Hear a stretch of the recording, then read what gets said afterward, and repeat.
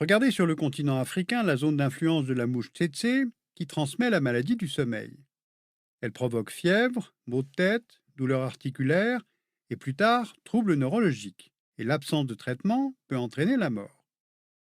Or, à l'époque coloniale, dans les années 1930, en Afrique occidentale française, en Afrique équatoriale française et au Congo belge, à la suite d'épidémies meurtrières, des agents de santé avaient été mobilisés.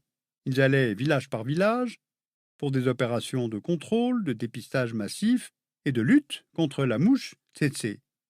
Et 30 ans plus tard, en 1960, au moment de la décolonisation, la maladie semblait contrôlée. Mais faute de financement, les nouveaux États indépendants ont dû interrompre les actions de contrôle et la maladie a fait sa réapparition. Actuellement dans le monde, plus de 30 000 nouveaux malades apparaissent chaque année. Voici les foyers actuels de la maladie, principalement en Afrique centrale et surtout en République démocratique du Congo.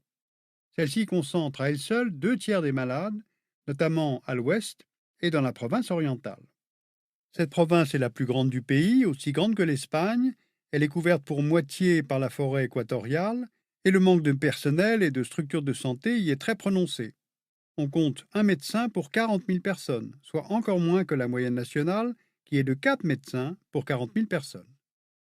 De plus, à la frontière avec l'Ouganda, l'insécurité et les combats ont provoqué le déplacement de quelques 200 000 personnes. Eh bien, avec de tels mouvements de population qui favorisent la rencontre entre les populations immunes et les foyers de la maladie du sommeil, les risques de propagation sont très élevés et le suivi des patients très difficile. Autre difficulté majeure, le type de traitement. Jusqu'en 2009, les malades les plus graves étaient soignés avec l'eflornithine, un traitement utilisé depuis 1981, mais qui demande 56 perfusions de 2 heures chacune, 4 fois par jour. Donc cela implique du personnel de santé et une hospitalisation. Ou alors encore avec un médicament dérivé de l'arsenic, le mélarsoprol. Il est administré par intraveineuse, il est très douloureux et peut être fatal pour un patient sur 20. Le médicament date de 1949, il est de moins en moins efficace, avec un taux de résistance allant jusqu'à 30%.